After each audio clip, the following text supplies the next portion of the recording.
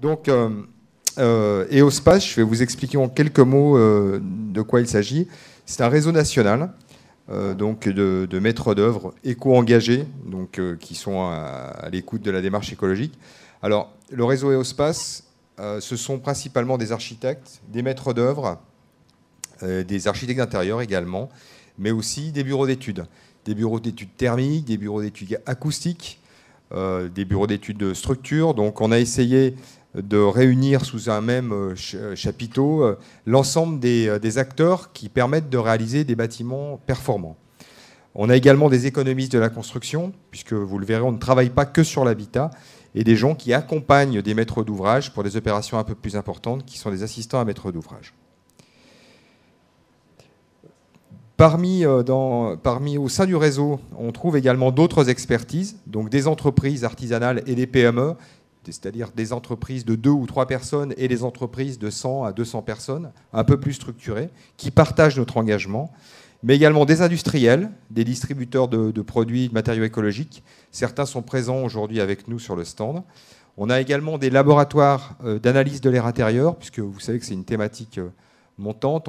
On a beaucoup parlé d'enjeux sur le carbone, sur l'énergie. Maintenant, on sait à peu près tous faire.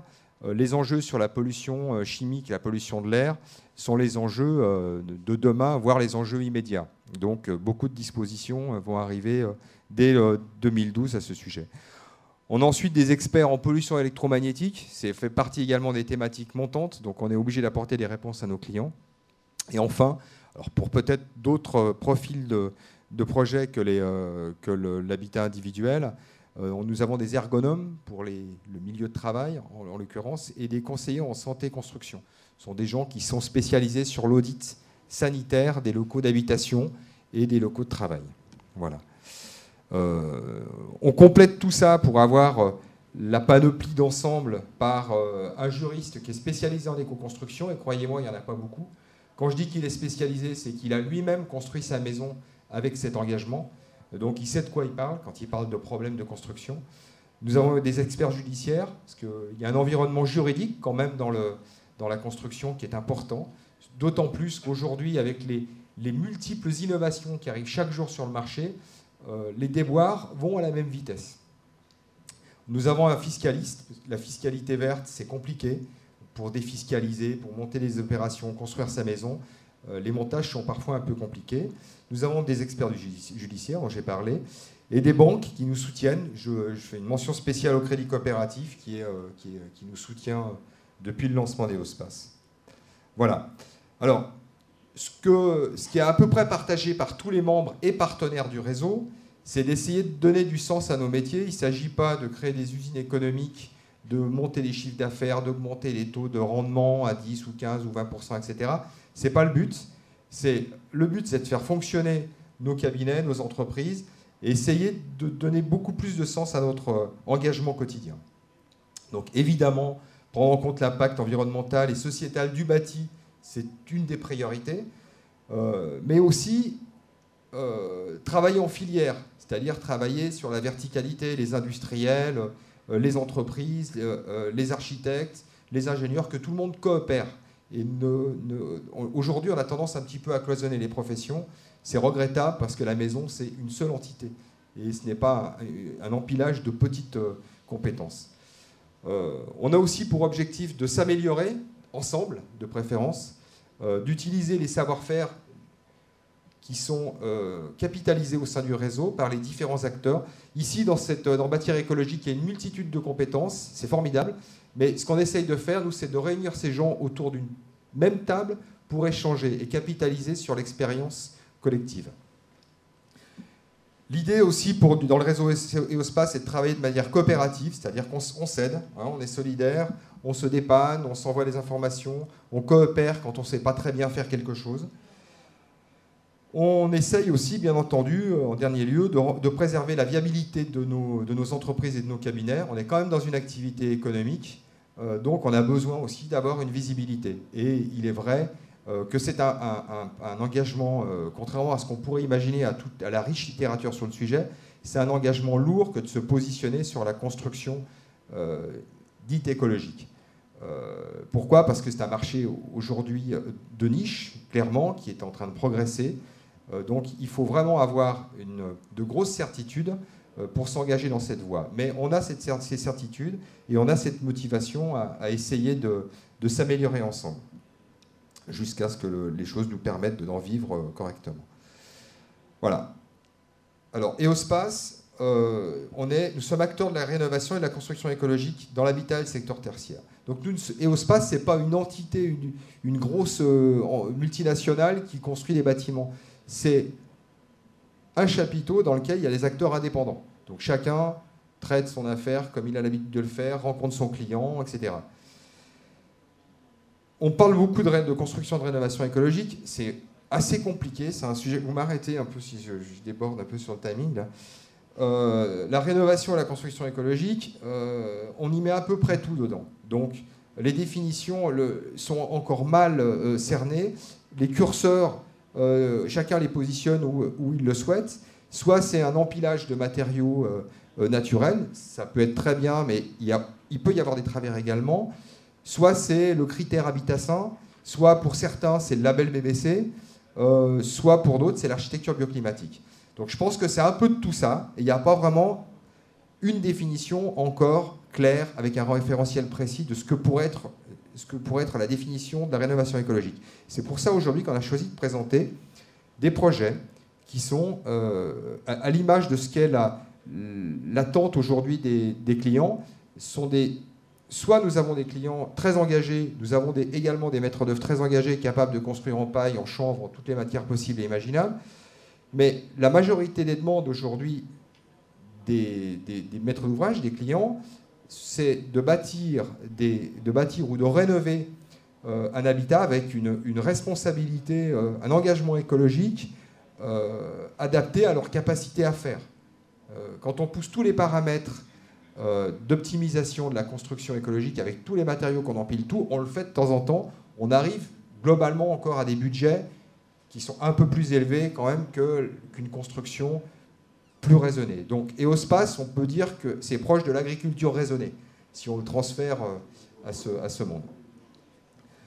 Les questions éternelles, c'est comment faire le bon choix de matériaux d'équipement écologique. Vous avez une offre qui se démultiplie. Aujourd'hui, arriver à faire des arbitrages pour choisir, c'est pas simple. Il faut également, l'autre paramètre, c'est être en adéquation avec le budget. C'est ce que j'expliquais tout à l'heure. Alors, il y a des choses pour faire des choix. Il y a des labels, il y a les fiches FDES, il y a les ACV, l'énergie grise. Mais est-ce que tout le monde connaît ces démarches, ces labellisations, ces certifications? On a fait un test dans les réseaux de maîtrise d'œuvre. Moins de 20% des professionnels présents dans la salle connaissaient les fiches FDES. Je ne sais pas, qui connaît les fiches FDES dans cette salle? Voilà. Bon, écoutez, formidable. Il n'était pas dans la salle, il est juste à la limite, mais au moins s'en fait un. Voilà. C'est des fiches de déclaration sanitaire et environnementale. On trouve un certain nombre de paramètres qui sont critiquables, mais au moins ces fiches ont le mérite d'exister. Et ces paramètres nous permettent d'avoir des indications sur la composition, sur la toxicité, un certain nombre de critères qui nous permettent de faire les bons choix. Les ACV, c'est les analyses de cycle de vie. C'est prendre en considération tout le cycle de vie d'un produit.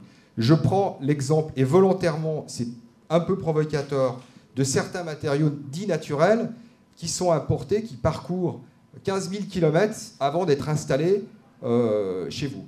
Donc, voilà. On essaye de prendre en considération le parcours complet d'un matériau, de son extraction jusqu'à sa fin de vie. Et parfois, on arrive à des surprises assez intéressantes. Bon. Ensuite, l'autre problématique qui se pose, c'est comment identifier les acteurs fiables de la rénovation et de la construction écologique. Sur quels critères? C'est pas évident. C'est pas simple. Il y a effectivement tout un tas de mouvements, d'organisations nationales, etc. Tout est dispersé et diffus. Les choses vont se structurer, c'est tant mieux. Mais pour le moment, c'est pas évident. Je me mets à la place d'un particulier qui veut une construction ou une rénovation écologique, au moins responsable, c'est pas simple. Ensuite, pour les professionnels, c'est comment acquérir cette compétence. Et cette compétence, elle est particulière. Ça va des techniques traditionnelles. Il y a des stands ici avec des gens qui utilisent des techniques que nous utilisons également, qui sont des techniques anciennes, etc. Mais également des techniques très innovantes. Donc on doit faire grand écart Donc ça demande quand même une culture générale assez solide. Voilà. Alors, on ne prétend pas que les membres du réseau EOSPACE ont la réponse à toutes ces questions, mais en tout cas, ils s'engagent tous dans une démarche, c'est de suivre une formation d'intégration et une formation continue, annuellement, de participer à des tables rondes. Chaque membre s'engage à venir présenter un projet de façon à échanger, parce qu'on ne détient pas la solution, mais ensemble, on s'améliore. On coopère, je vous l'ai dit, et chaque membre s'engage donc à partager son expertise. Actuellement, en France, on a des gens formidables sur des domaines très pointus, sur, je sais pas, le traitement de la pierre, du chanvre, etc., d'autres matériaux, mais ils gardent sur leur territoire ce savoir-faire. Donc là, ce n'est pas l'idée. Les gens, y compris les experts en chanvre ou en paille qui ont adhéré au réseau, sont venus là pour partager. Donc beaucoup d'entre nous ne connaissaient pas ces techniques, et grâce à eux, grâce à leur retour de chantier, on a évolué. On n'est pas tous encore des professionnels de la paille et du chanvre, mais au moins on est déjà tous initiés, et certains ont basculé, ont commencé leur premier chantier en coopérant avec d'autres membres du réseau. Voilà. Alors, EOSPACE, comment ça marche? EOSPACE, c'est une marque, c'est un chapeau, utilisé par tous les acteurs du réseau, mais cette marque, elle a un fonctionnement, elle a un rouage, et le rouage, c'est une société qui s'appelle J'habite la Terre. C'est une société qui comporte 53 associés. Donc c'est une société à l'esprit coopératif, ce n'est pas une SCOP, mais on fonctionne dans le même état d'esprit. Un homme, une voix, etc. Cette société est constituée principalement d'architectes, de maîtres d'œuvre, d'ingénieurs. Il y a un avocat, il y a un gestionnaire, il y a un consultant en développement durable. Bon, il y a des gens qui ont d'autres compétences. Pour être dans le réseau EOSPACE, il faut bénéficier d'un agrément de J'habite la Terre. L'agrément de J'habite la Terre, il est délivré sur des critères de compétences, sur des références, sur un engagement à suivre des formations et sur la signature d'une charte qui est partagée par l'ensemble des partenaires. J'habite la Terre, ça sert à faire fonctionner le réseau EOSPACE. C'est la plateforme de mutualisation, c'est aussi un centre de formation. C'est là qu'on va se réunir et c'est là qu'on partage des compétences. Et enfin, c'est aussi un pôle d'innovation. Donc on a lancé maintenant depuis 2 mois un groupe de réflexion pluridisciplinaire dont je vous parlerai rapidement qui s'appelle le bien-être de tous et partout. Ok. Je vais vite. Voilà, je vous en parle brièvement, il me reste 3 minutes. Le bien-être de tous et partout, c'est la rencontre de 2 mondes. C'est le monde de la construction qui va pour nous des laboratoires, en passant par les industriels, en passant par les concepteurs, en passant par les entreprises, en passant par les gestionnaires de bâtiments, mais également les professionnels de la santé. Donc on a réuni, on a croisé 2 milieux, 2 mondes qui échangent sur la thématique du bien-être de tous et partout, qui est une traduction de l'impact du bâti sur la santé, et comment concevoir mieux nos bâtiments et les adapter aux enjeux et surtout aux usages et aux occupants qui vivent à l'intérieur de ces bâtiments.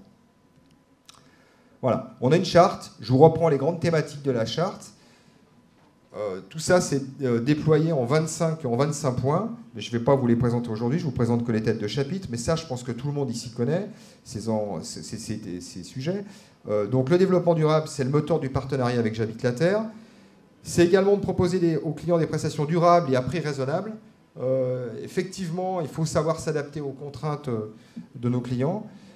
C'est contribuer à la préservation de la biosphère et réduire son empreinte écologique, ça c'est des basiques. C'est au moins entre nous et vis-à-vis des clients, c'est cultiver un comportement respectueux, positif, à l'écoute des autres et être acteur du progrès social. Donc je vous passe les détails, mais on soutient des projets assez engagés. Et c'est maintenir ses connaissances au meilleur niveau et se tourner vers l'avenir, ce qui n'est pas forcément toujours le cas de l'ensemble des professionnels. Voilà. On a un site web pour communiquer et informer, donc qui est le site d'EOSPACE. Pour la qualité, au sein du réseau, on l'entretient. Donc les gens déposent un dossier, on étudie l'agrément, ils sont formés. Et puis régulièrement, on veille à ce que les membres du réseau ne dérapent pas et respectent leurs engagements. Voilà, donc j'ai terminé. Je vais laisser maintenant la parole à mes 2 associés, donc Lionel Loris et Alain Laos, donc 2 Parisiens. Je voulais simplement ajouter, donc, plutôt que prendre le parti pris de vous présenter un bâtiment paille ou chanvre, etc., comme on a réalisé déjà au sein du réseau, on va vous montré des projets qui ont fait l'objet d'un engagement, mais qui a été rectifié par le maître d'ouvrage parce que le budget n'était pas en adéquation avec la volonté initiale. Voilà. Merci.